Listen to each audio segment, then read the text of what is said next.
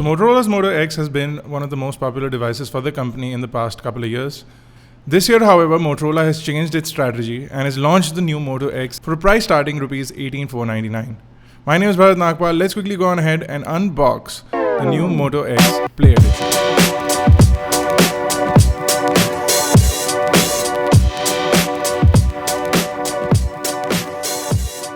The packaging is quite like Motorola's packaging that we've seen in the past.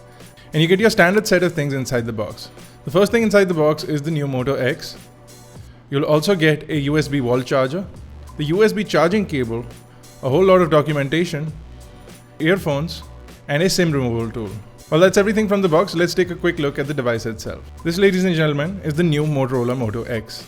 Design-wise, it's quite identical to the Moto G, and it also follows on Motorola's new design philosophy for this year. If you take a quick look at the device, over at the top you have a front-facing 5-megapixel camera, and below that you have a 1920 by 1080p display, which is a 5.5-inch display, giving it a total of 403 pixels per inch. You also get Corning Gorilla Glass 3 protection. The display is flanked on top and bottom by what appear to be stereo speakers, but actually the top one is an earphone and the bottom one is the main speaker. There are no capacitive buttons on the device, and the buttons will appear on screen. Over at the right of the device you have the main power button, which is textured, and you also have the volume rocker. On the top is the 3.5mm headphone jack and the SIM card slot. There's nothing on the left of the device. Over at the back you'll see the 21-megapixel camera and dual LED flash. You also have the Motorola logo with a slight depression in the usual Motorola fashion so that you can rest your finger there. And you also have these removable back panels. The one we are looking at is the black rubber panel. It's available in a bunch of panels, and you can buy these panels separately as well online. Now, running everything on the device is a Qualcomm Snapdragon 615 chipset, which is an octa-core chipset with quad cores at 1.7 GHz and quad cores at 1 GHz. You also get Adreno 405 GPU. Now, the device starts with 16 GB of storage and 2 GB of RAM, and you have a micro SD card slot which can take up to 128 GB.